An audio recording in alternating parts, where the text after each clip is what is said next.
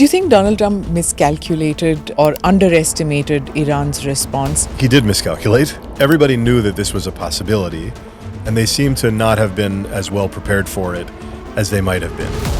How do you read the situation which is currently on? Economic warfare, which is essentially using fear and a few select attacks on ships in the Strait of Hormuz to disrupt the world's energy supply in a way that really hasn't happened in 50 years. Do you see this war ending with an Iranian win? It strikes me as quite unlikely that either the United States or Israel will successfully topple the Iranian regime and replace it with another regime altogether. That leads to a scenario where whoever is in charge, whether it's Moshtaba or somebody else, can declare victory and say the Iranian revolution lives on to fight another day. Whose objective has been achieved and whose objective is yet to be achieved? I don't see a lot of evidence that Donald Trump is doing things for other countries. He's probably looking for a way to declare victory and looking for a win. And I think he's been willing to take a whole lot of risk for the United States to get to a place where he thinks the country looks strong. Is the threshold for the off-ramp for American victory too high? Because President Trump said he expects unconditional surrender. I think he would accept something far short of unconditional surrender at the right moment. If he felt like he could contain the nuclear program and find some way to deal with the missile program and end this war and get oil flowing again, I suspect he would take something far less than unconditional surrender. From Washington's perspective, how does India's cautious approach look? All the GCC states, it's pretty clear that they see India as a future superpower, not just as a sort of place to receive labor and send capital, but as a major arbiter of 21st century life. President Trump's allegation that it was essentially President Biden's administration that gave billions to the Iranian regime, and that money essentially went straight into this missile program. President Trump has an unerring ability to find and locate the fault for various policies with others. The reports about Iran getting billions and billions of dollars from President Biden, I think, were inaccurate. $6 billion? Right, but Sizable they didn't get that money. That's the thing, they never got that money.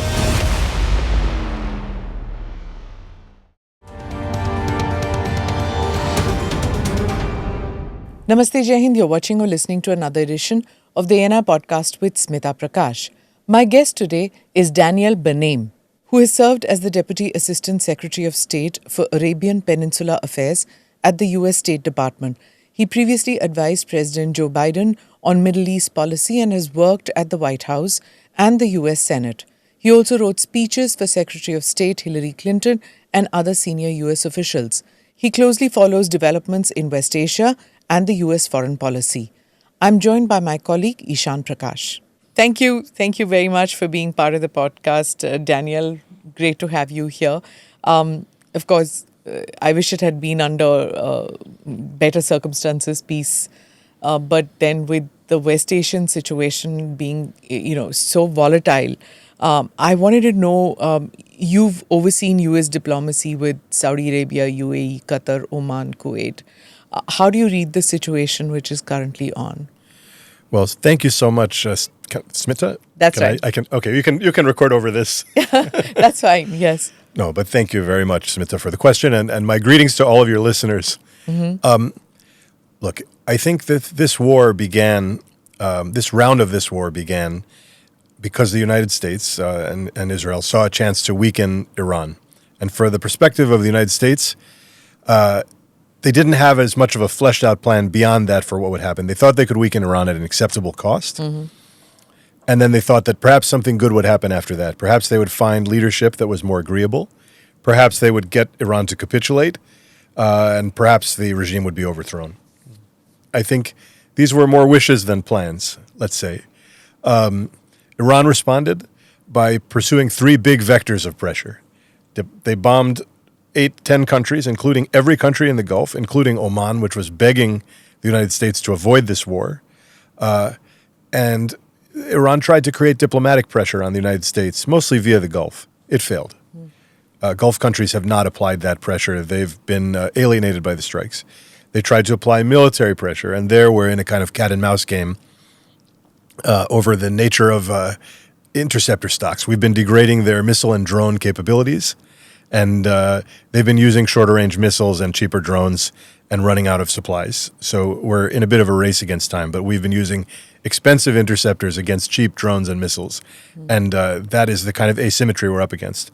But the last tool that they've used is economic warfare, which is essentially using fear and a few select attacks on ships in the Strait of Hormuz to disrupt the world's energy supply in a way that really hasn't happened in 50 years.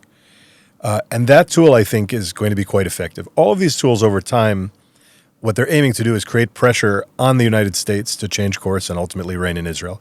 And if you're Iran, I think what you've been trying to do is to win by not losing, which is essentially to survive and declare victory, and to say that the United States has lost by not winning. But as always happens in every war, dynamics emerge from the inside of that war that begin to change things. I guess that probably the Trump administration, when they saw that no great gain was going to come and that they were weakening Iran and that their secondary goals would not be met, would want to end this war fairly quickly and would have thought that they could just stop when they felt ready. But what's happened is that the Iranians, because of the traction that they've gained in this economic warfare and this sort of weapon of mass disruption, let's call it, because of that, they may be now intoxicated by their levers that they're able to pull and trying to reach for a new objective, which would be not only to win by not losing, but to win by teaching the United States a lesson and restoring a degree of deterrence for Iran so that the next time America or Israel or anyone else wants to engage in military force, a series of countries around the world who have suffered a great deal of pain line up to tell them, please don't do this, and put some muscle into that message. So I think that's the moment we're at. It seems to me that the United States may want to escalate from where we are now. Trump seems eager to find some way to regain control of this narrative that is getting away from him. He wants to go to China to see Xi Jinping at the end of the month and probably resents the idea that his big moment on the world stage with the second most powerful man in the world is going to be overshadowed by a war that he chose and a decision that he made and lost control of. So I think he would probably want to do that. But as often happens in these things, when one party chases, the other party runs. And when the other party chases, the original party runs. And that's part of why it's so hard to end these wars. And frankly, that is part of why it is so difficult to start a war without a clear and limited goal in mind, because you're subject to this kind of evolution, which you could uncharitably but perhaps accurately call mission creep. But certainly there's a drift at work. So whose objective has been achieved and whose objective is yet to be achieved? Israel and the U.S., because they started the war, right? Right. I think they did. And there were legitimate threats that Israel faced from a growing Iranian missile supply that should not be trivialized because Israel had limited air defenses and Iran's missile program was barreling ahead. That's a real problem. It didn't necessarily require an immediate war to decapitate the leadership and launch a 6-week military campaign with the most powerful country in the world. So whose objective was that? Do you think it was Israel's objective to decapitate and bring about a regime change? Was regime change an objective for either the U.S. or Israel? I think that for Israel, the most immediate goal was to deal with the missiles, and then everything else was a bit of a nice to have. And frankly, because they were levering the most powerful military of the United States, they had to see what kind of political space and latitude existed to pursue these bigger goals and what happened. Because again, war is a force that immediately injects an element of unpredictability into events. The supreme leader is killed. Can you or I or Israeli intelligence or American intelligence honestly say that we know what will happen after that? I think not. And even now, I as is probably clear, I'm a critic of this war and this strategy. But even now, I would say that when this war ends, we still don't know what will happen politically inside Iran in terms of what the Iranian people will do, in terms of what various elements of this new regime will do. And it is a new regime in the sense that, by and large, all of the leadership that defined the last 30 years of it have been eliminated. There are residual forces, a few key players who remain, but a lot of the leadership has changed. So we just don't know what will happen. But what we're seeing now is that unpredictability. To get back to your question, for the United States, I think the first objective really was to degrade Iran's military capabilities. They had already done that with the military program, but they hadn't dealt with some of the other tools that Iran had. And I think that that was their objective in part because they felt that that could be their objective. That was what they knew that they could do. They knew that in 4 or 5 weeks, working closely with Israeli intelligence and the military, they could degrade the missile program to a large extent, the launchers and the missiles themselves, especially the longer range ones that can reach beyond the Gulf to Israel. They knew that they could go after Iranian military leadership and command and control. They knew that they could sink the Iranian Navy. and they knew that they could deal them a blow that would leave them compromised from a perspective of missiles and conventional capabilities. But beyond that, they didn't really define their goals, which was a kind of very unusual and improvisational approach to war. Israel, I think, knew what they wanted. They knew what was nice to they needed to have. They knew what would be great to have, and they had to see what they could accomplish. America knew what their military could accomplish, and they had to see what political effects that could achieve. That's not our usual way of war, where objectives are usually tightly tied back to your means. Right. If you go back to Clausewitz, you're really trying to achieve an effect. You're trying to use a military means to achieve a political or strategic effect. Here, I think they knew that the objective they had, but they didn't really know what effect they'd be able to achieve, so they didn't bother to define it too tightly. And now you're seeing the drift that comes from that lack of a limiting and clarifying set of principles at the start of a war. One of the objectives in this war, sir, was about also stopping essentially the proliferation of the uranium enrichment of Iran. You talked about mission creep as well. We also heard news where a marine expedition, the Marines Expeditionary Force has been dispatched over there, where close to 5,000 Marines are heading towards the area.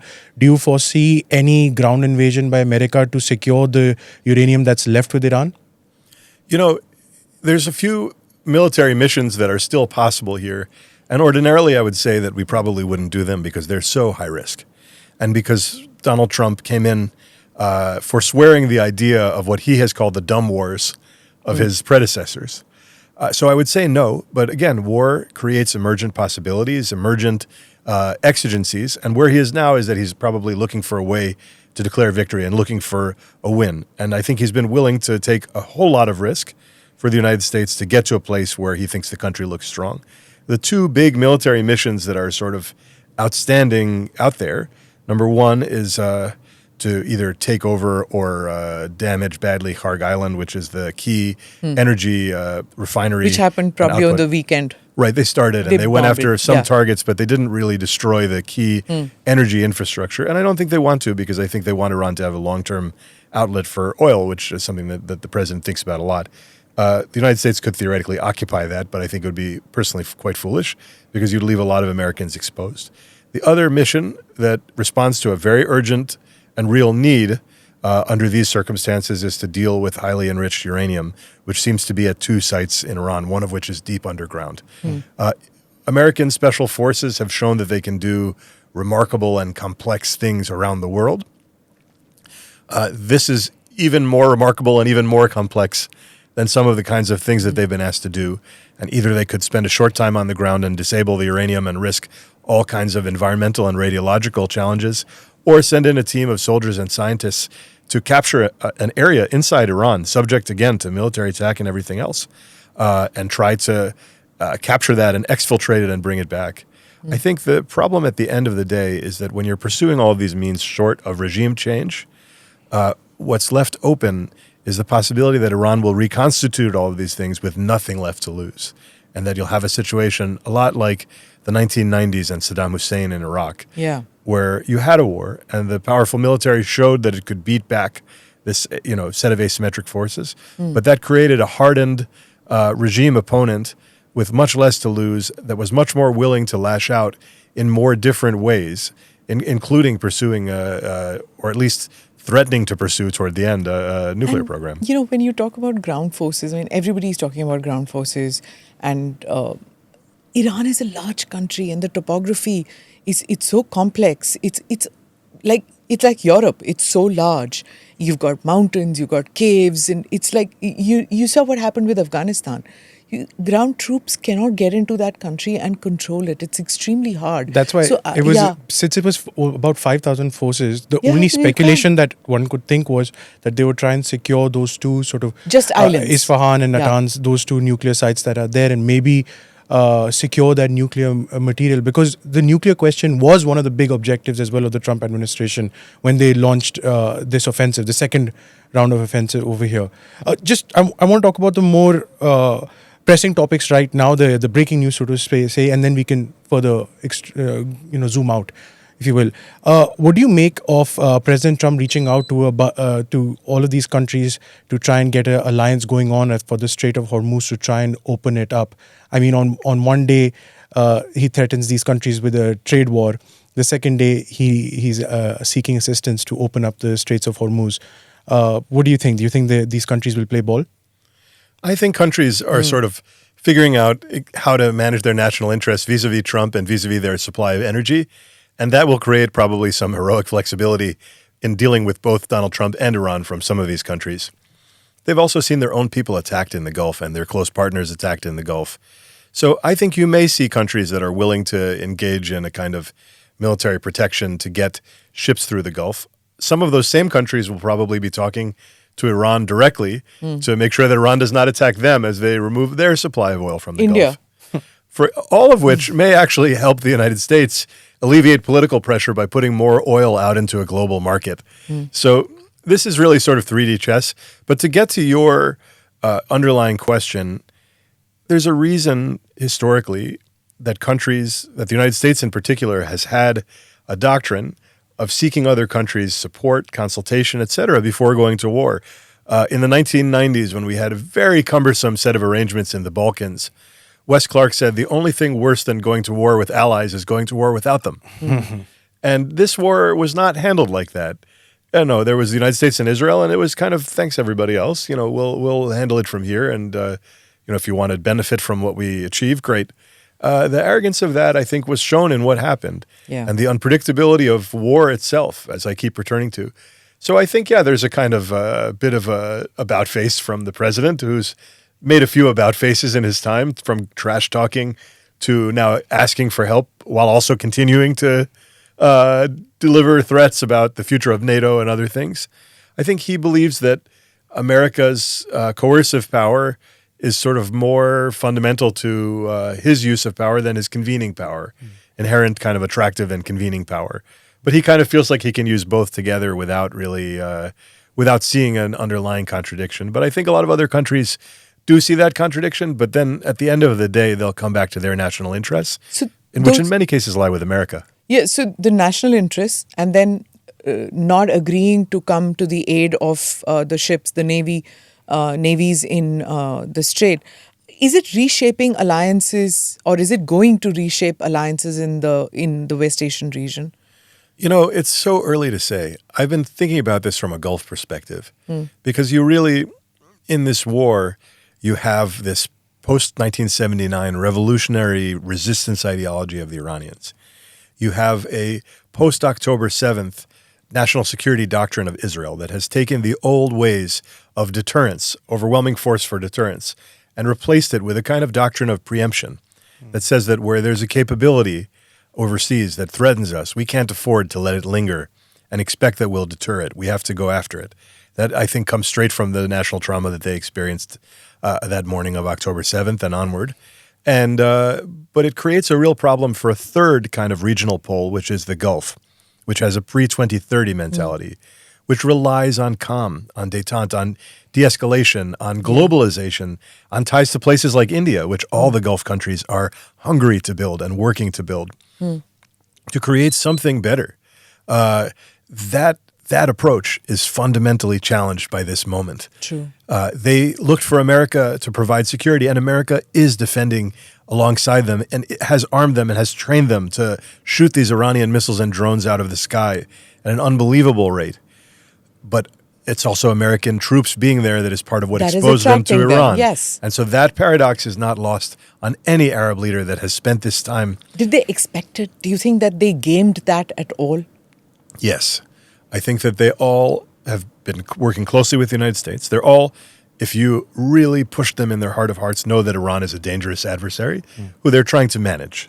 But they look at the region and they say, we're determined to build what we want inside our countries, and we're willing to make all kinds of deals with the devils outside to make that happen. And that applies to Iran and the Houthis and countless others.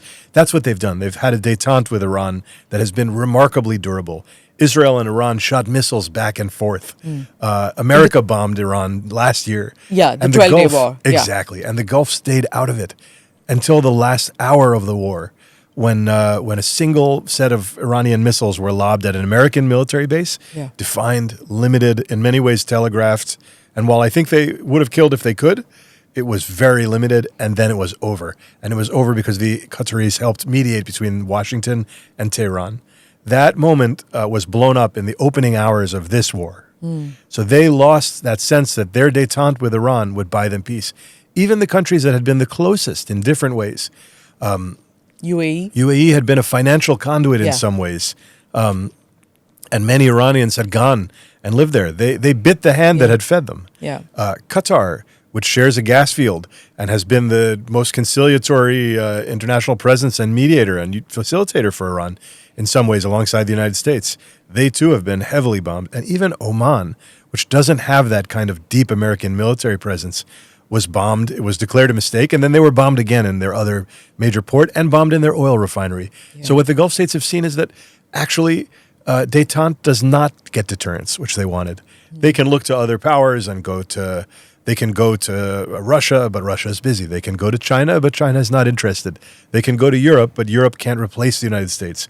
They're a valuable partner. They can go to India for all kinds of technological ties and other things. Not military. But it doesn't do military or advanced semiconductors. Yes. And so they're kind of stuck.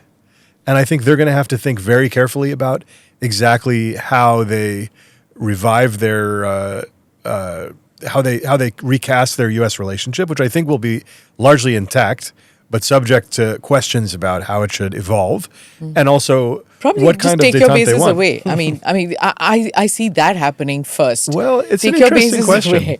I think there will be that instinct, and I think that will be. I suspect that there will be strategic, professors of strategic studies in every country in the Gulf who have that view and write that essay. I know some of them, but I think that the bigger question will be whether the rulers who also understand that getting rid of the bases doesn't mean that Iran won't bully them and coerce them and attack them. True. That also. And it's not just Iran. That's the other thing. While Iran will be further weakened by this war, they may puff their chests out and show that they've stood down a superpower. We'll see how it ends. But they won't have the same stockpiles that they had before. They already don't have the proxies that they had before. But some of those other regional forces really do have a life of their own. The Houthis in Yemen. Yeah, that's so I was a major just coming to threat. that. The proxies are there. They haven't got involved so deeply, but they're probably holding their weaponry, waiting for that stockpile to be over. And Mr. Benaim was President Biden's go-to man for the Arabian Peninsula. So I wanted to ask you about what the thinking of these GCC nations are. I mean, when you have missiles and drones being lobbed at them at a daily rate, why is there no retaliation from these countries who have spent billions of dollars on arms, on American arms essentially, to protect themselves? But they've still remained, they've focused on diplomacy, let's put it that way. Yeah, right. I think it's a great question. I think if you look at this from the Gulf states' perspective, just as they have no great alternative strategically to where they are, in my view, they have very limited options before them here. Before this war, they were very clear, we don't want this war. And I believe that all of them were, notwithstanding some reports about the Saudi Crown Prince. I think probably none of them wanted this war. Because they knew that what happened could have happened. So they didn't want this. But once the war has started, I think the end state matters a great deal to them, in part because they are nearby. They don't have the luxury of distance that America or even Israel has. So for them, the end state inside Iran matters. For Israel, what Iran can project beyond its borders, or what Iran can project matters. But for Saudi Arabia, what security looks like inside Iran actually also matters, because you're talking about 95 million people next to a gulf of I think it must be 45 million people total that could empty out in refugee flows, in weaponry, smuggled weaponry, and different advanced capabilities, and terrorist groups or anything like that could all come out of this, or a kind of Syria 2.0 where different regional powers intervene. From the Gulf perspective, they want none of that. So they don't want to see a destabilized Iran or an Iranian civil war where Kurdish factions are up against other factions. So that is quite a scary scenario for them and quite a plausible scenario. But for them, they also, as much as that's kind of a worst case scenario, an Iran that comes out of this determined and resolute to create pain and instability like post-1971 Iraq is not great either, to be honest. Because they are the closest and most vulnerable retaliatory point, as we saw. Their whole strategy, diplomatic, economic, military, the Gulf was the center of gravity, and Iran made the Gulf the center of gravity by going after them in these ways. And so for the Gulf, it's not great if you have a kind of Saddam-style rump state left over that can threaten them. So if that's the case, they want to see the full military campaign as envisioned probably go all the way through so that Iran's capabilities, its drones, its missiles, its command and control, and its navy are as weak as possible. Now, Iran can rebuild all of that stuff, especially if they have external support, but they'll have competing priorities. From who? Russia or China or others. We'll have to see. Yeah. Do they have the capacity to now assist Iran in any manner? Like Especially Russia depleted already. Yeah. Right. I think if you look at both of them, they don't turn out to be such helpful backers for a country in need. I think, China is balancing between Iran and the rest of the Gulf. And, the press release that they put out that they had a $400 billion partnership with Iran turned out to be really more press release than reality. Yeah. Whether Venezuela or Iran. Right. Both. I think China, I think what China really wants to do in the world is sell the goods that they manufacture. Yeah. And I think that means that's, I think, actually part of the reason that the U.S. was able to exercise the kind of coercive power that they have, because the natural places that people would want to go. It's just not a sexy term, Right. Supply chain king, supply chain power of the world. But it is a facet of hard power, though. Yeah. China uses it as a tool of leverage for trade talks with America. Their supply chain choke points. Sure. So, what do you make of the recent news over here that President Trump has essentially delayed his visit to Beijing now till China doesn't help him clear out the Straits of Hormuz?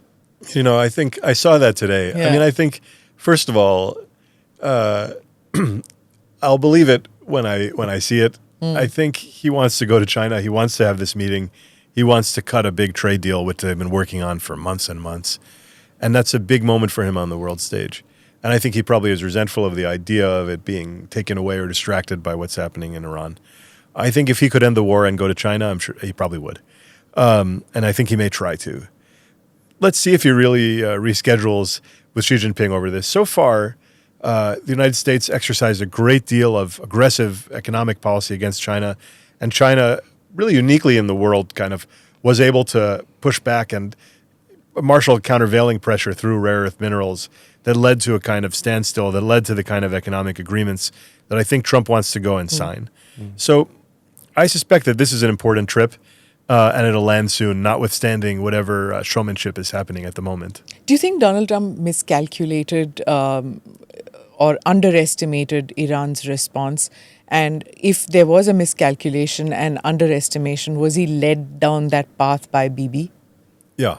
So I think he did miscalculate in the sense that everybody knew that this was a possibility, and they seem to not have been as well prepared for it as they might have been in terms of having the assets nearby to reopen the strait, in terms of being ready to evacuate Americans from the Gulf, which is a core diplomatic responsibility for the safety and well-being of citizens overseas. That is like the absolute bread and butter of every diplomatic service overseas. That took several days, and really, I think in some ways our diplomats were caught by surprise by this surprise attack on Iran.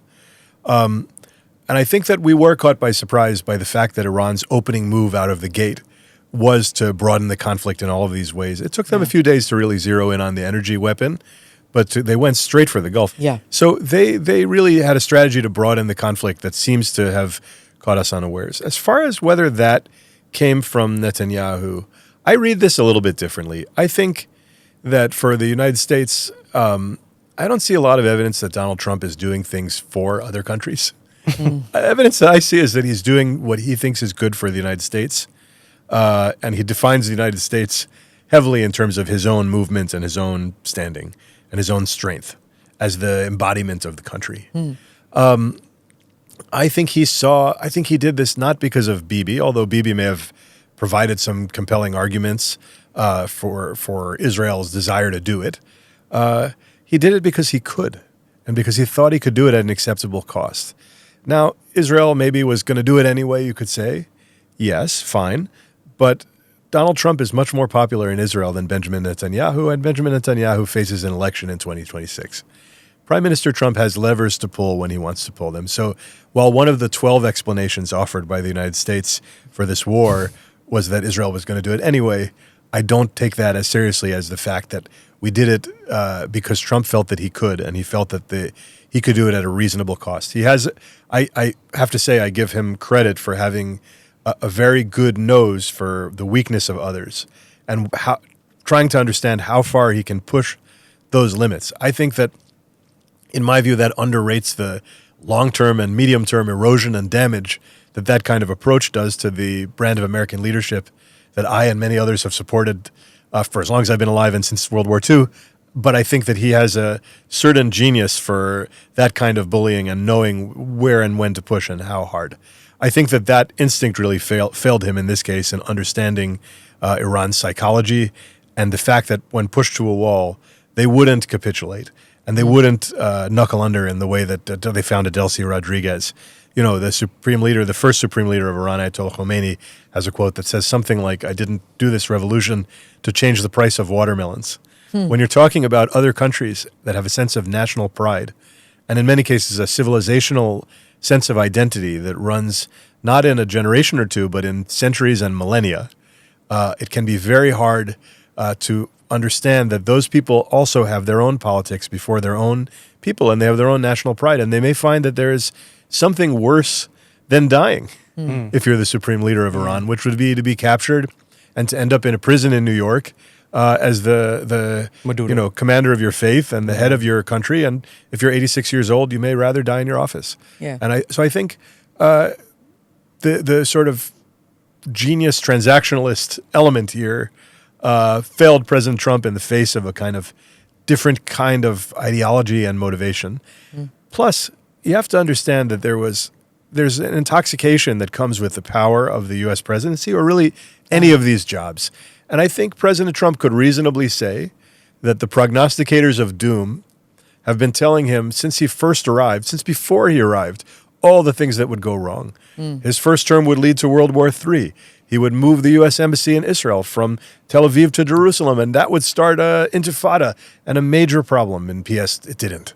That he would go after Maduro, and we would end up on a slippery slope into a big war, or there would be any number of a bill of particulars. That actually, given what was at risk, went relatively well. Again, I'm not commenting on the long-term outcomes here. I'm talking on the near-term puts and takes. One day before, one day after type stuff. Last year, when he went to war in Iran.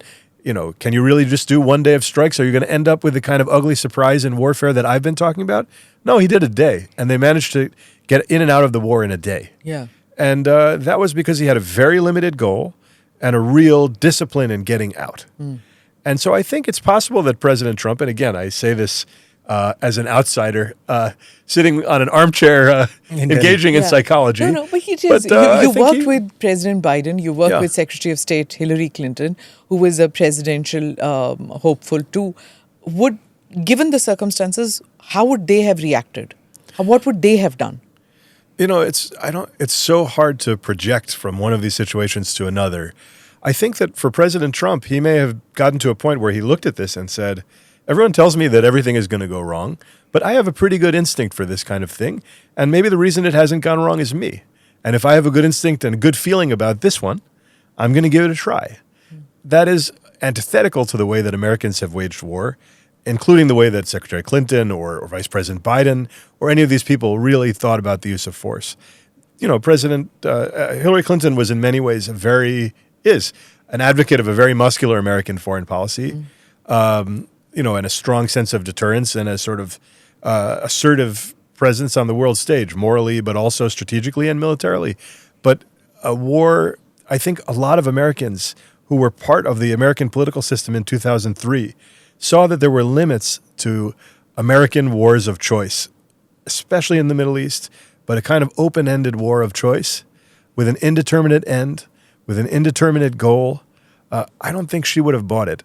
It would have, for either of them, they would have been pained to see an Iran that retained some of its capabilities, its ability to threaten, its ability to endanger, its ability to endanger the people that it's hurt and endangered the most, who are the Iranian people. More than anybody in any other country. That's who's really suffered here. And they would have been inspired by the courage of the Iranian people. But I think ultimately they would have looked at this picture and said, boy, if we don't know how this ends, we're not just going to jump in and find out. Is the threshold for the off-ramp for American victory too high? Because President Trump said he expects unconditional surrender from Iran. Iran's never really unconditionally surrendered anything, right? No, I think, one of the hard things about analyzing U.S. foreign policy right now, people say a lot of things, including the president. And we're not used to somebody who both commands this kind of power and just says stuff. And then says something different, and then says a third or a fourth thing different. So yes, he said unconditional surrender, and that has a real impact strategically because it tells Iran that there's not an easy way out, perhaps, and that might cause them to take certain actions. But I think he would accept something far short of unconditional surrender at the right moment if he felt like he could contain the nuclear program and find some way to deal with the missile program and end this war and get oil flowing again. I suspect he would take something far less than unconditional surrender. And frankly, he's shown a very interesting thing in this kind of ongoing experimental improvisational Trumpian way of war, which we've now seen in two countries, in Venezuela and in Iran, and which we've seen brandished in places like Cuba and even Greenland. But what we've seen is that he's kind of more comfortable dealing with a very transactional authoritarian counterpart than in really rolling the dice on a big, messy, open-ended democratic transition. And so you see him implicating and drawing on the hopes of people who have lived under some of the worst governments, some of the most ineffective, isolating, counterproductive governments in these places that have tremendous mineral wealth, tremendous human capital. But in Venezuela, at least, what he did was, let's turn the tap on for the oil, and let's keep large parts of the regime in place in the short term and see what happens over time. And in Iran, I think he may have hoped for a similar outcome. But while he's in a war, he's talking about another theater. He's talking about Cuba. And even before Iran, he was talking about Greenland. So it's this, a no-war president is, hunting for more and more theaters. Yeah, I think that part of what happened is that, from his perspective at least, Venezuela went really well. From his perspective, Iran last summer went really well in the short term. And indeed, it left Iran in a position where its military program had been set back, and it was achieved at an acceptable cost. So I think part of what happened is that these examples begin to point to a pattern where he feels like he can use the power and the force of the American military toward these limited aims without the kind of strictures that Colin Powell had put in place, where don't do it unless you know how it's going to end. Go in with overwhelming force. What you break, you own. So if that was the way that America waged war in the 90s, we broke that principle in Iraq and Afghanistan and came to a disaster. And so I think you saw that kind of strategic doctrine take root.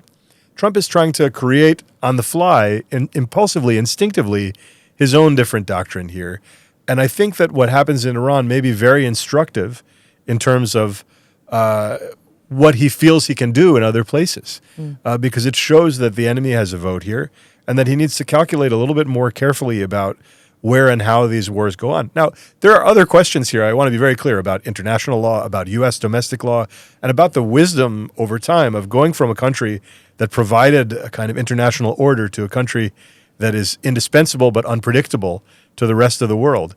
I would say that is unwise. But I think if we're talking about his way of war as measured on his terms, I would imagine that there's a lot of anxiety about what's happening right now. Okay. And I think that one of the two scenarios that I would want to mention, one would be, let's hope that this is a sobering effect when it comes to the use of force elsewhere, and that he reconnects to that idea that he had No war. about the sort of more measured use of force, Okay. which would cost America and the world in terms of our deterrent force, but I think would be wise.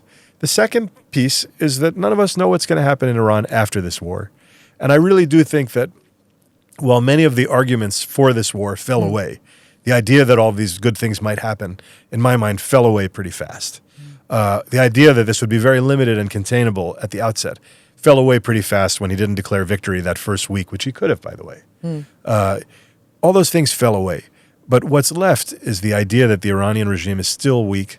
It's still lost a lot of its coercive force, and it's still vulnerable in front of its own factions and its own people.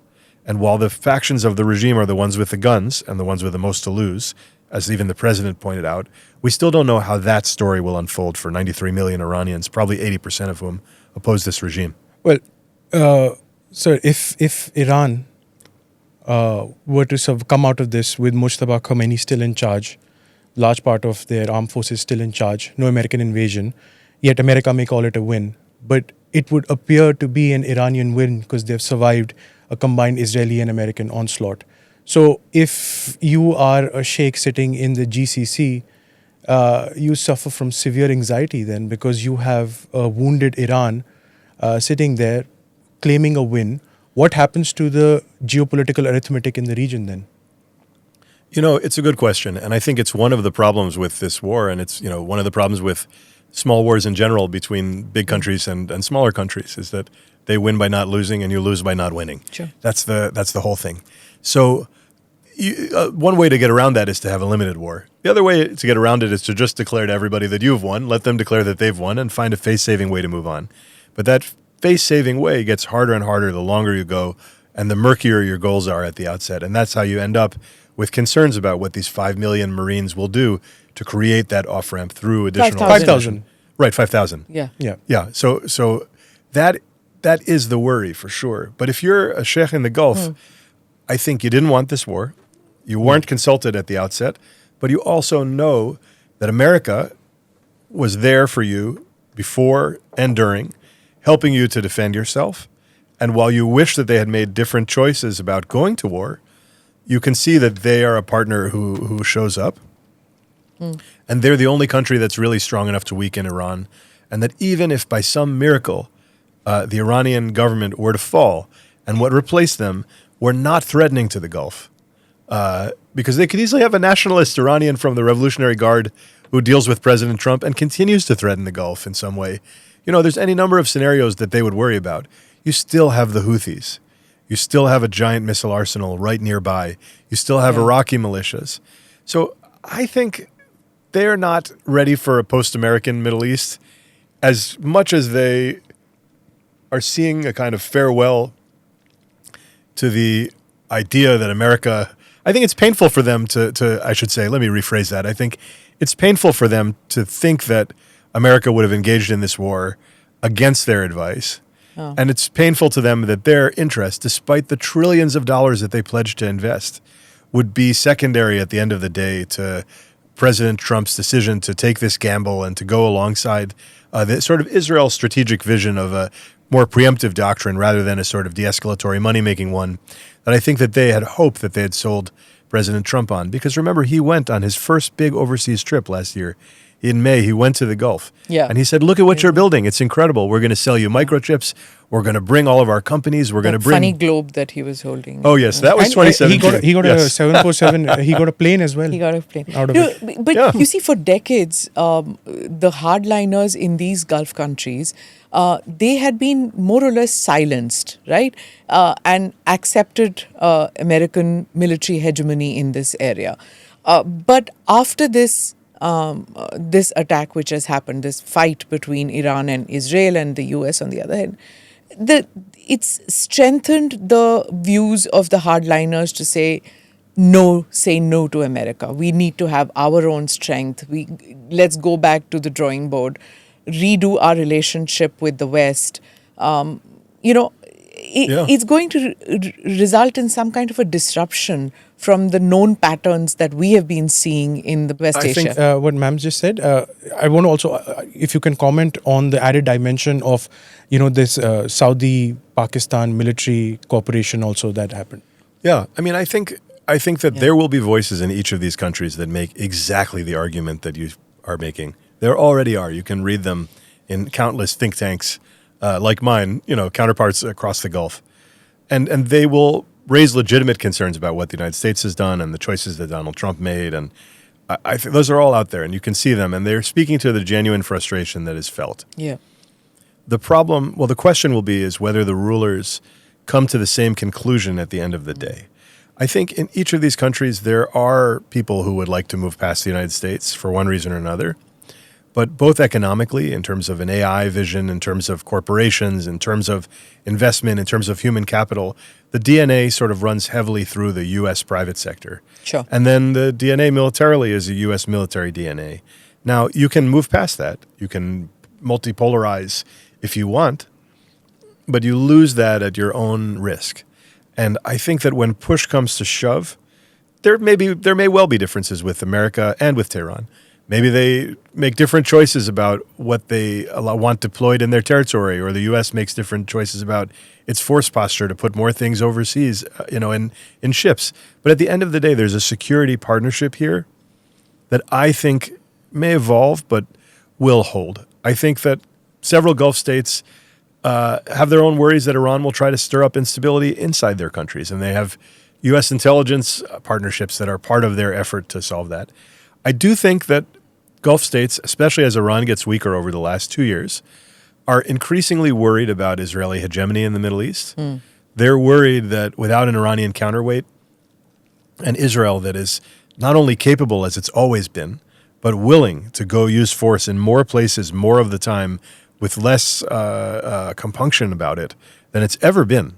That is not a situation that favors their strategy, their 2030 vision. So you really, in addition to having the 1979 vision that is coming at them from across the Gulf in terms of missiles and drones, you have this 10-7 vision that isn't their vision for how the region should work. Their 2030 vision for how the region should work is about calm. And if they see Israel as a regional destabilizing force, they'll look in various ways to mitigate that and counterbalance it. They will try to influence President Trump to do that. And I think at the moment they had some successes last year, namely the Gaza ceasefire and the normalization with Syria, both of which happened over the objections of Israel. But they also will look at this and say, our influence is somewhat limited here compared to Israel. Also, these countries are not really vibrant democracies. The people have no say in the matter. So the rulers, as you said, of these countries, they have interests aligned with America. So the rulers decide and it doesn't matter. Whereas Netanyahu and Trump have elections coming, one midterm and the other has elections to deal with. So they have to do what their people tell them to. How much of the underwriting have people of America done for this war? You know, one of the really puzzling things about this war, one of the really peculiar things about this war, as someone who graduated college in 2001 and saw, my first foreign policy experiences as a young adult were 9/11 and then these two American wars that in different ways stretched for 20 years. One of the things that became quickly apparent in both the run-up to the Iraq War and the Afghanistan War and the debates over the surge in Iraq and then the surge in Afghanistan, the withdrawal, the return, was something that David Petraeus used to talk about, which is that one of the centers of gravity for these wars is public opinion in your country. So one of the truly strange things, and I was sort of struck as you were even talking about it, about the idea that President Trump is beholden to the U.S. public when it comes to this decision, is that he never really sold this war. Yeah. He never really, I think he thought it would be short, but he also never really gave the American people something that they could hold on to, when you think about it, it was false, but you had, I think it was Condoleezza Rice who said that the smoking gun will be a mushroom cloud from the Iraqi WMD program. And he's consulting with Condoleezza Rice now. Right. No, what's old is new again. But I think that she's probably got a lot of strategic judgment to offer, and I suspect would have told him not to do this. But but I think that was surprising. But there is but there is uniformity in that neocon agenda about Iran. Condoleezza Rice, etc. They always wanted to eventually land up in Iran, and Trump-affiliated media organizations like Fox News and all have been doing the drumbeat about Iran from the get-go. Lindsey Graham is one example. But the MAGA politics of this are actually quite interesting and heterodox. Because MAGA, Trump says MAGA is me. But, as when Iran has helped start these different groups and seeded them and then they have a mind of their own, some of the people who took on this mantle of MAGA have a mind of their own and they have their own thoughts and they bought Trump's idea that we were doing too much overseas, that we spent too much blood and treasure in Middle Eastern wars, too much foreign aid, which I disagree with vehemently. basically too much of too many things. And they look at this and they say, what about what you told us?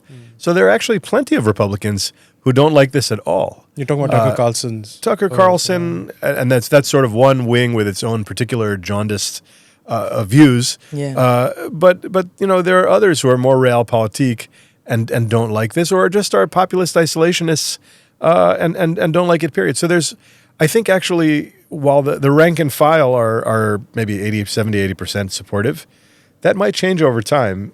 And you do see, people even like David Sachs, who's a top AI official, who's kind of in and out of government and investment, saying that it's time to end the war, which was an unusual comment. I mean, Will it end before the midterms? I think if you had asked me any time from the start of the war to about 2 days ago, I would have said it's going to end in March. It's going to end in March because the president wants to, and he'll be willing to cut the deal necessary. Yeah. But the bigger a show the closure of the Strait of Hormuz becomes, the more the world fastens to that as a kind of strategic center of gravity of this fight, the more the United States will want to win in that area to end this war, or somewhere else, to look strong and not lose deterrence and lose face, which is so important to the president and to the U.S. deterrence generally. And the more Iran sees that they've created a spectacle and that they have a chance to really teach a lesson to the U.S. president. Remember, they have no air defense. Yeah. They're trying to figure out how to deter aggression against them by America and by Israel. And they know that their best chance to deter it against Israel is to deter it against America, so that America will tell Israel next time, don't do this. We're not with you. So Iran may decide that this is a teachable moment for them with the United States that they can't afford to forego, even if more Iranians get killed, even if they lose more military capability, even if the supreme leader continues to be targeted, et cetera, et cetera, et cetera. So I would have said it ends in March. I still think it ends in April, because eventually Iran will be able to declare victory with having imposed the kind of costs that they have, despite having lost every battle, military to military in this entire war. They'll feel that they can sell it to their own country. And eventually President Trump will see that none of the good things that he was hoping might happen when he launched this strategy will happen. But what will happen is he will achieve his military objective of weakening Iran's military capabilities, which is what he set out to do at the start of this war, and find an off-ramp from there. How weak is it? For 23 years, they've been building missiles. And, 2 weeks of hitting those dumps. They've been taken underground, I believe. No. Nobody really knows, but they say they've been taken underground, and they've been building them, thousands and thousands of them, and they've been moving them around. So whether it's degraded or not, I mean, who's to judge? Look at what they did with Hezbollah. Everybody said it's over, Hezbollah decapitated, and they're back. So how does one know whether, you've degraded their missile capability or not? I think, well, first of all, you have intelligence agencies that are making these kinds of judgments, but they have things that they don't know as well, I'm sure. But, there are various elements of a missile program. There are factories that create these missiles. There are senior officials with the know-how and the leadership to direct them. There are launchers that are required to use them. There are precursors and components that are sourced from overseas. And then there's the brigades that actually fire them. And then there are the missiles themselves. So you take all of these elements, and I think a smart military campaign, which I'm quite confident that both the United States and Israel had, since this was a uniform military A precise engaging, one. Right, are engaging every part of that value chain from start to finish to try to find as many weak points as they can to create as big a disruption as they can. Now, the question of what a degraded capability looks like is a real one. Let's say you can only do 10% as many missiles as you can, and you still have a lot of drones, kamikaze drones. Or let's say you get to zero, but then you create the program again over the next 2 years. Yeah. Part of the problem with this kind of approach is that you create the pretext for more war, or if it's really unsatisfying, you create the pretext for bigger war, which is what happened ultimately in Iraq, where from 1991 to 2003, you had a very unsatisfying denouement that then led a future president to decide that it was time to go for the ultimate. So I think they can actually very meaningfully weaken Iran in the short term, and probably even in the medium term, and maybe deter them. And maybe their view is, we'll push this to a manageable place where Iran can't overwhelm the defenses of the region. We'll ramp up our defensive capabilities, all of which comes at a cost, since missile batteries have come out of Korea, Ukraine, and elsewhere to create this space. But we will ultimately be able to defend against those things, and we'll have time. And if we see them reconstituting, we'll use all of our military means or covert means or otherwise to go after and degrade them again. That may work for Israel, which was really worried about being overwhelmed. But for the Gulf states, again, you don't have the luxury of distance. And frankly, for them, the idea that we're going to go to war every year for the next 10 years over this program casts a big dark cloud over the dreams that they had when the president came last May to build that 2030 region. Yeah, what do you make of President Trump's allegation that it was essentially President Biden's administration that gave billions, as he likes to put it, billions to the Iranian regime by unfreezing funds that were there, and that money essentially went straight into this missile program and created what Iran is today, right now, with a better missile program than what it was earlier. And President Trump is essentially going in there to clean up the mess that the Biden administration had caused.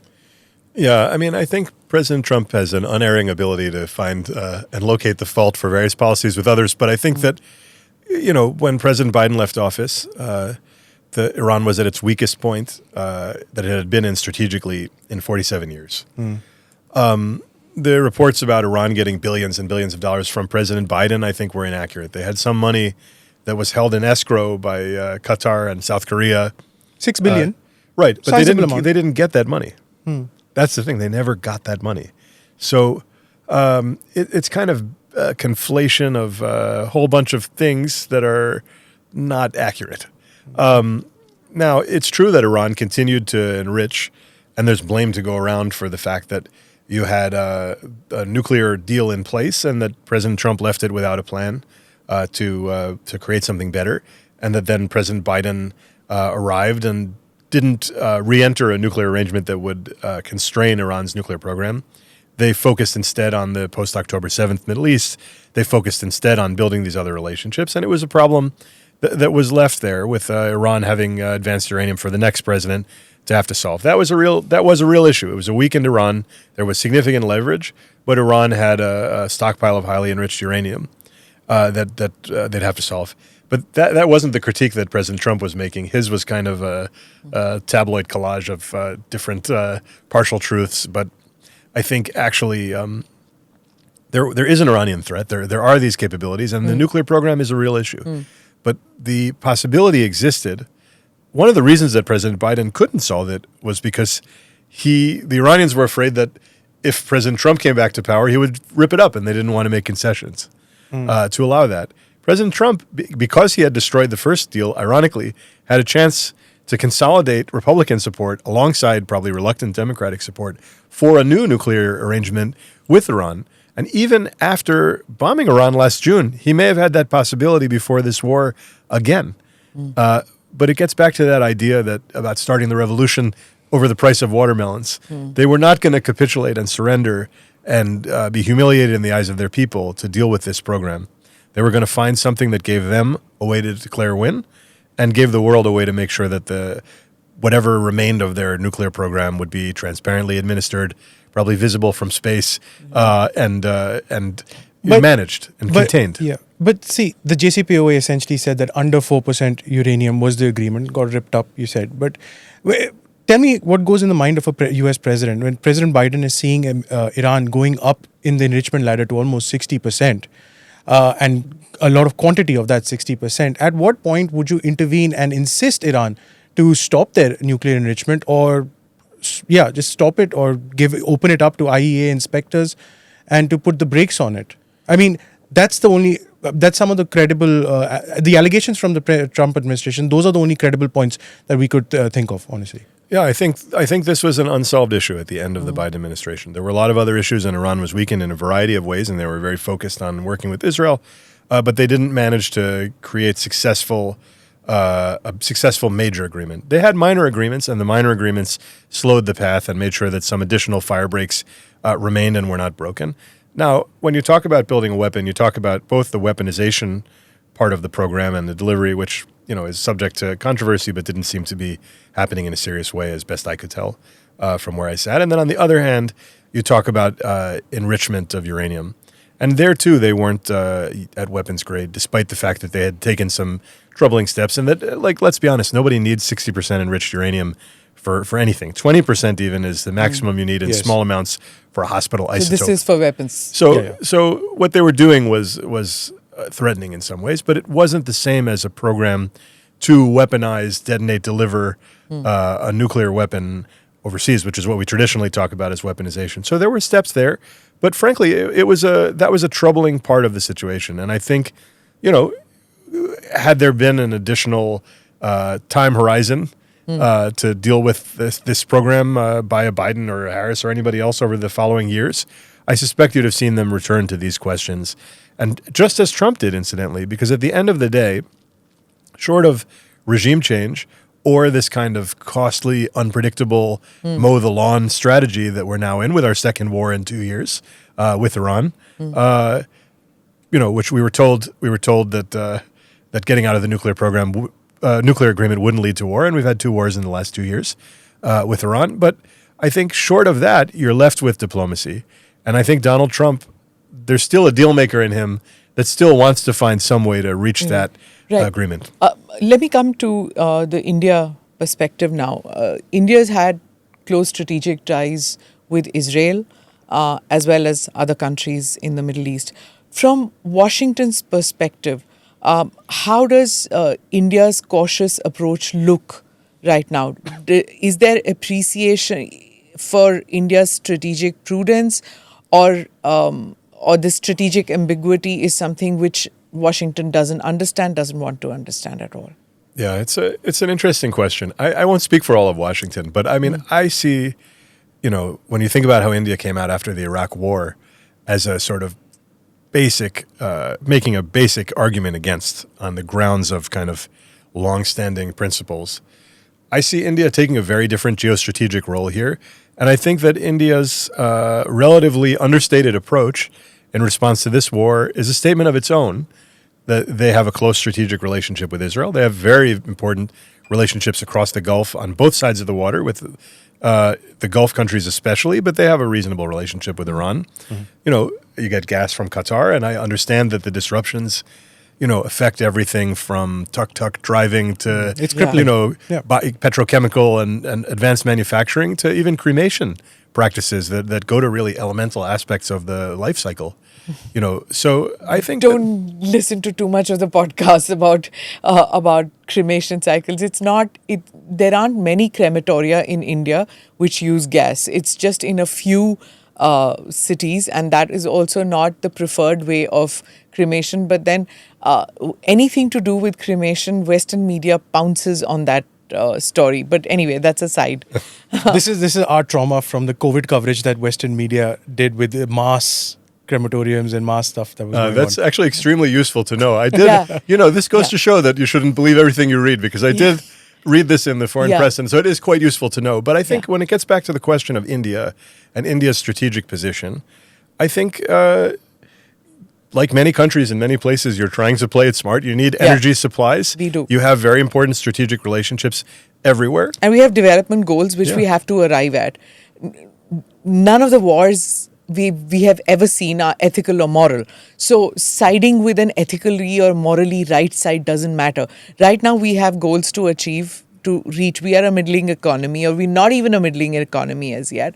We need to get there, right? So explain how the Trump administration would be viewing this right now, that we are taking the easy way out, or this ambiguity is not being on their side of it, the war, not on their corner? I don't know.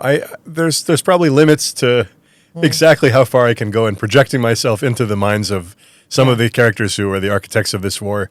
But I think that, U.S.-India relations are an incredibly important and strategic thing. Okay. And I think that that's recognized widely. You've got an ambassador here now who he means well, determined to take this relationship and make it work and make it sing and kind of regain this momentum. And I think that part of the reason for the quiet may be that not wanting to rock the boat either with the allies and partners in the Middle East, but also, trying to find an approach that works with the United States. And that's incredibly important because this relationship is, it's really on the very, very short list of the most defining relationships of the century. And we've had a rough stretch. And we need to get it right. So I do think that I don't think that India is on the front lines of the Trump administration's pressure to other countries to come in and help, because I think people understand, and they probably are getting a more accurate view of India now by virtue of having an empowered ambassador on the ground to help them understand the strategic perspective of this country and this government. We are having bilateral agreements and bilateral negotiations essentially, and it's a work in progress with Iran. We got a few LNG tankers out, and there's still many more to go. So you are seeing direct negotiation, and you're seeing a working relationship between two nations actually bearing results. Which nations do you think America could pair up with to try and get an off-ramp and some sort of consensus in ending this war? Yeah, it's a great question, and in many ways it's the right question, because I think that there are a lot of countries who are looking at this and one way or another are losing. I think, unfortunately, Russia is making money hand over fist over this war, but a lot of countries are losing. Our allies are seeing a degree of strategic distraction in other regions that is troubling, and I think that the Gulf states are seeing not only losses, week by week, but a kind of damage to their model and their way of doing business. So I do think that there are plenty of likely suspects to engage in a kind of bilateral search for an off-ramp. The Gulf states have traditionally played this role. It has been dangerous business to be a mediator in the Middle East over the last several years. Yeah. Qatar was bombed by Iran and Israel for their role. Oman was bombed by Iran. Iran is now talking about finding a regional solution, which I think is part of their enlisting the Gulf states again to do it, but it's not clear to me that anyone will raise their hand. Fragmented already. Well, there is that issue too, and you were asking about Pakistan earlier, and I do think Saudi and Pakistan have this partnership, although Saudi really also values its strategic relationship with India, and I think is determined to do it all in that way. But seems to have ignored India right now and asking Pakistan to I don't know whether it's boots on the ground, whether it's their nuclear deterrent. What do they want? What does Saudi Arabia want of Pakistan, you think? I think that this thing was in some ways less than met the eye. It was a declaration that Saudi Arabia had places to go, that it wasn't straitjacketed into a vision of the Middle East alongside Israel that it didn't like. It could go to Turkey, it could go to Pakistan, it could go to France, it could go to anybody to not be locked into a relationship with an America and Israel when Israel was striking out at Doha next door and hitting inside the GCC. I think that offended them deeply and offended their idea of what their security relationship with the United States meant and of what regional order they were trying to build. So they have that relationship, and it will have some tactical benefits, I think. Maybe Pakistan will get some business dealings out of it. Maybe they'll work together on jets for Sudan or something like that. There'll be smaller pieces. But to think that this is a strategic relationship that is a defining one for the Saudi perspective, I think is not quite right. And frankly, I think over time, having heard from just about all the GCC states, it's pretty clear that they see India as a future superpower, not just as a sort of place to receive labor and send capital, but as a major arbiter of 21st century life. If not immediately, then certainly over time. That's the direction of traffic. They all see it. They all admire it. That's why you have a deal with a country like Oman, but it's also why Modi and Mohammed bin Zayed have this exceptionally close relationship. The Saudis see that too. And I think that they probably are calculating that whatever they feel they want and need from Pakistan as a matter of security, they're determined to compartmentalize that part of their relationship from the big, broad strategic ties that they want to India. And of course, it hasn't been talked about a lot in recent years because the various players have fragmented in various ways at various times. But you still have the idea of IMEC, the idea of an India, Middle East, Europe corridor out there. Yeah. And Whenever it happens. right, it does feel like it's sort of Yeah, always well- tomorrow's idea. Yeah. But Pakistan is being kept busy by Afghanistan at this point. So Yeah. they have their own issues right now. But I'm coming back to my questions. Which country do you think can help with an off-ramp? So I would put my money on Qatar and Oman as the countries that have done this before, and then on France as a country that has a very intrepid, historically intrepid diplomatic approach, and is sending their ships to the region and may see a role for themselves in doing this. They're already working with Saudi Arabia on something for Lebanon, it seems. It's been reported that would be a kind of path to recognition for Lebanon with Israel, but also a path to end the war, which has quietly displaced almost 1 million Lebanese people during the time of this war. So while everyone's focused on Iran, there is this other battle in Lebanon, and France is very engaged there and very engaged with Gulf states. So it wouldn't surprise me if you saw some combination of France and the Gulf playing this kind of a role. President Trump has not been kind to Emmanuel Macron. Do you think it'll be palatable for him? Countries have a funny way of coming back after all of this, and most places, most of the time, following their interests. And when they need to, shaking this off to follow their interests, shaking off the insults and stuff. I will just say it is deeply not my way of doing business in the world. I do think respect matters in international relations, and I think it creates the antibodies for a moment when American leadership is less indispensable for countries to just make a different choice because they don't like it. The comic insult diplomacy.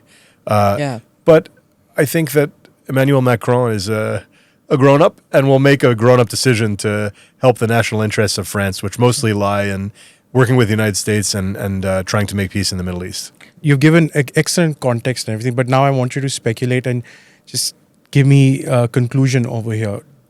Do you see this war ending with an Iranian win? And when I say win, I mean the regime, Mujtaba Khomeini and everyone, they survive. So I see this war ending with the Iranian regime, as we've known it, fundamentally changed, but not eliminated. And I think I see it in that way because the Iranian regime has already fundamentally changed. It wasn't just the supreme leader who was killed in this war and the last war. It was most of the next 40 people in charge of the system. The supreme leader was the longest-serving authoritarian ruler in the world. 37 years he had shaped and architected this program. Now his son, who by many accounts is wounded and hasn't been seen publicly, and who is really a creature of the security services rather than a charismatic, credentialed cleric in his own right, he's ostensibly the leader. That's already a giant difference. So I don't know if Mujtaba Khomeini will live or die in the next year period of war. That's beyond my predictive powers. But I know that Iran already looks different than it did. And I know that at least during the period of this war, it strikes me as quite unlikely that either the United States or Israel will successfully topple the Iranian regime and replace it with another regime altogether. So in my mind, that leads to a scenario where whoever is in charge, whether it's Mujtaba or somebody else, can declare victory and say the Iranian revolution lives on to fight another day. But that doesn't mean that they have solved their problem with their own people who still are profoundly against this government and want to see something profoundly different for their own future. And I think, frankly, probably look at the kinds of possibilities and dynamism that happen in a place like India and global interconnectivity and say, we want some of that. Okay, probably. So finally, let me come back to U.S. domestic politics. You worked with Democrats. If President Trump doesn't do well in the midterms, are the Democrats ready with a leader? Who's the face? One of the great things about being a public servant and getting to work in nonpartisan foreign policy and going to work, and when you have to get an American who's wrongfully detained out of jail overseas, you don't ask, so who did you vote for in the last election? We never ask that. I think for me, it's having a little break from politics was great. I'm now back in private life. What I want to see is somebody who is ready to carry forward a generational shift of leadership in the party and bring together various different forces and factions and have a kind of clear leadership vision What you're seeing are people who, one way or another, have entered that conversation based on their individual achievements in office in various regions of the country with various political ideologies. Nobody has yet really shown in the way that like Barack Obama and Hillary Clinton had shown, or Joe Biden had proven over a half century in public life, that they have all the pieces and that they uniquely have all the pieces. So what I'm really looking for is to see who can make that argument the best to the American people. So Democratic electorate in the first instance, but then to the Americans. There are a dozen people who are incredibly talented, who ran states that have deep political divides and ran them in a way that united people and reached across that aisle and ran them in a way that was conciliatory and we enlightened. in India can't see anybody because, see, when it was Biden, we knew what his views about India were, right? Because as vice president, we knew what it was. With Secretary of State Hillary Clinton, we knew because she was with Bill Clinton. So they had all been to India. They had seen India. They knew India. There was a support for India in the Democrat camp at that time. Right now, the names that are coming up, none of us can think of any names. Well, who are the India hands there? There are many names, and I think there are many India hands. You know, you have Jake Sullivan and Kurt Campbell and many others who are out in the public arguing for a new, deeper strategic relationship with India. As presidential hopefuls? Oh, I don't think they're running for... No, exactly. I think they'll be the kinds of people who the president listens to when it comes to India, probably, depending on who this person is. But I think part of what will happen, and we've done this before. In 1992, you had a field of Democratic contenders who were affectionately labeled by the media as the Seven Dwarfs. And it turned out that one of the Seven Dwarfs was William Jefferson Clinton, who ran the country for 8 years and was really turned out to be a luminous intellect and well capable of carrying forward this vision. And began followed some a of war the trends. president. Right. So exactly, and defeated and then followed for a president war. So I think what will have to happen is that as we make this generational change in leadership, there will be people who will learn on the fly. I do think that when it comes to India, though, this is one of the places where I think Washington, when it comes to the depth of this strategic partnership, the music that we've sung about this relationship for the last 20 years, about the world's oldest democracy and its largest democracy, about the stable and free Indo-Pacific, about counterterrorism and trade and tech, all those fundamentals are still strong. We had some friction that was caused, I think, over this last year, but we didn't have FTA, a fracture. Yes. Right, we had some real problems. Lutnick and but Lindsey Graham and these Navarro. No, we had our problems, but I think the Yeah. fundamentals are really strong, and I also think that India and the strategic partnership with India is an 80-20 issue in Washington. It's just that the 20 have a particular voice right now. That's not to say that it'll be easy, but I do believe that the possibility of recovering and strengthening this relationship in a future administration is really limitless, and getting back to the work we've been doing. I think what was interesting to realize on this trip for me was that this relationship has had an unbelievable wind at its back and momentum behind it for 20 plus years. And in many ways, that sense of momentum created a kind of feeling that empowered everybody who was trying to bring it forward, from the Quad to the ISET and the tech relationship. And I think part of what happened in 2025 is we kind of lost the vibes. And the power of those vibes over these 20 years, I think we hadn't quite realized what it meant to have the wind at our backs in that way. I think we'll have it there again. I think that we'll have it there again. And what I hope is that it doesn't take the end of the administration to do it. I hope that we can do it even sooner, because there's no time to lose, in my view, in taking what should be this defining strategic partnership, getting it back to where we want it, and taking it to where we believe it can go. Okay, on that optimistic note, I think we should wind up this conversation, because there's really less of optimism that one sees in international relations these days. But I'm so glad we are ending it on a positive note. Thank you so much for this conversation. Thank you. Thanks. Thank you, sir. I really enjoyed it. Thank you. Thank you for watching or listening to this edition of the ANI podcast with Smita Prakash. Do like or subscribe on whichever channel you've seen this or heard this. Namaste. Jai Hind.